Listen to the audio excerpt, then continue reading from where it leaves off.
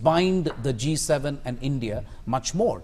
But China These are live visuals that you are seeing of Prime Minister Narendra Modi being received by members of the Indian diaspora in France.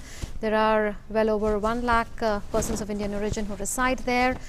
These persons that you are seeing there at the airport were anxiously waiting for Prime Minister Narendra Modi, and the pleasantries being exchanged between members of the Indian diaspora and Prime Minister Narendra Modi. Prime Minister exchanging greetings with members of the Indian community in France. There are several French companies that are based in India, several Indian companies that are based in France, and there is a lot that has happened in terms of cultural and educational exchanges between India and France. There's a lot that is happening in terms of student exchanges. It's been decided to give a push to cultural ties. It's been decided to give a push to people-to-people ties as well.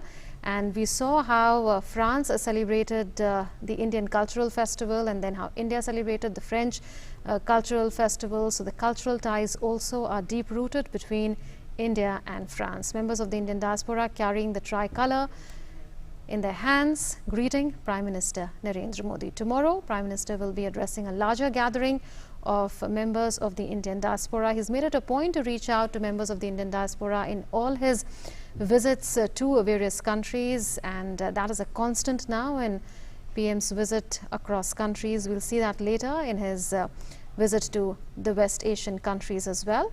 Prime Minister